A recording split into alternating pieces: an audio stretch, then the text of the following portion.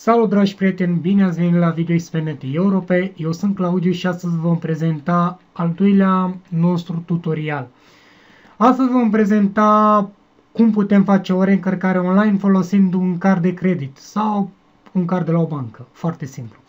Pentru început intrăm la operatorul respectiv care dorim să efectuăm plata. Da? Recomand atenție. Este prima variantă. Ori ne ducem aici, dăm pe reîncarcă, da?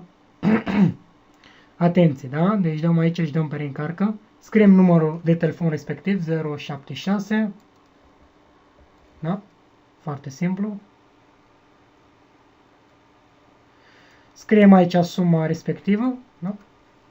Dăm că suntem de acord cu termenii contractuali, dăm pe reîncărcare, da?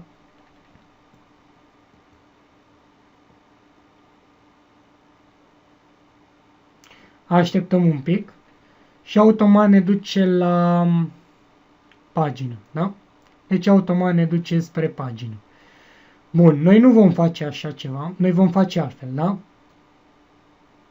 Bun, noi vom da pe autentificare, da? Scriem aici, da? Trebuie să ne autentificăm.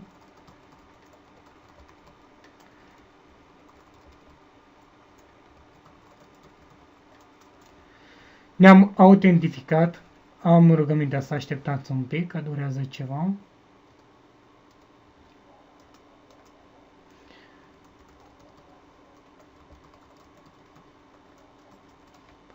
Da.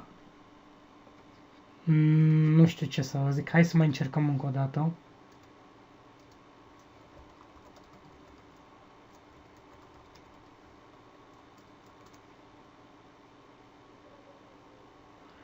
Da, poate să fie problemă de la site, de la ei, că mi s-a mai întâmplat să intru de mai multe ori și să nu pot să mă loghez.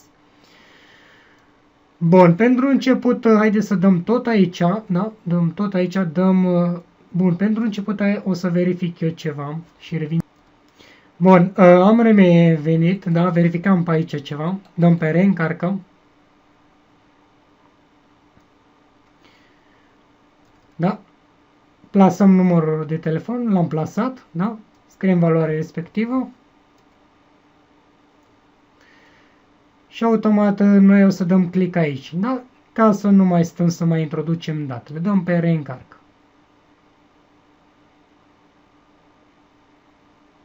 Asta e a doua variantă, da?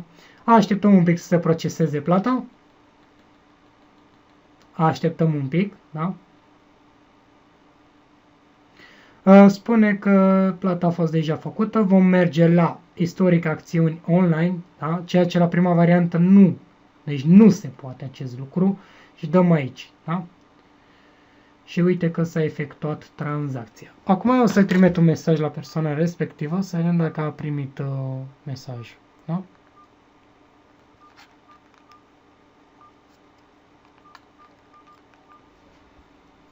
Da, cam așa se efectuează o plată. Acum, haideți să facem și prima variantă, da?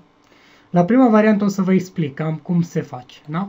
M-am arătat la varianta a doua. Intrăm în cont, foarte simplu, dăm aici simplu, atașăm un card și recomand cel mai bine să, nu știu, acum e varianta noastră, să vă rețină datele astea în cazul în care aveți un calculator bine securizat, evident, că să faceți acest lucru. Vom tasta un număr la întâmplare. Da?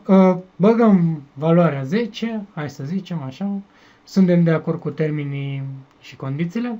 Aici jos avem valorile respective, dacă vom încărca cu 10 euro, uitați ce se întâmplă. Da? 60 de zile, valabilitate credit, perioada de grație este de 330 de zile. Haideți că dăm că suntem de acord, da? Dăm pe reîncarcă. Așteptăm un pic să fim redicționați, da? Nu știu de ce ne afișează acest mesaj, n-am nicio idee. Aici e shop recharge, în fine, minunile zilei. Atenție! Cui doriți să faceți această reîncărcare? Eu zic să introduceți numele acelei persoane, sfatul meu. Deci asta e sfatul meu. Dacă nu vă băgați datele dumneavoastră, este foarte simplu. De exemplu, Popescu Ion. Popescu. Nu. Haideți să scriem aici Ion Popescu. Aici mail. Nici nu există, este fictiv. Un număr de telefon, da? Spune că numărul de telefon va fi folosit numai dacă nu vă putem contacta pe mail. Și aici scriem un număr de telefon 076 1 2 3 4 5 6 7 7. Hai să zicem așa, dăm pe pasul următor.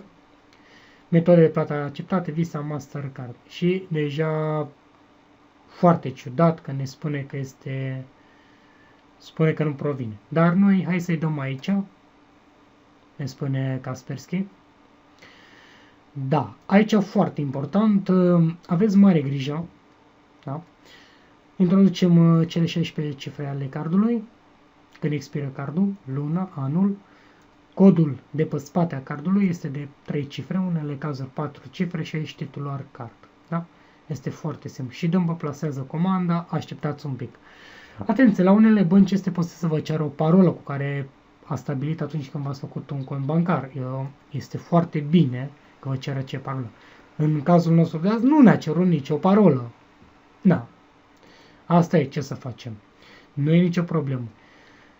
Ce să vă zic, eu vă mulțumesc foarte mult că ați vizualizat acest tutorial. Vă doresc o seară cât mai minunată și toate cele bune. Cu stimă și respect, Claudiu Ionuț de la VideoXP.net European. La revedere!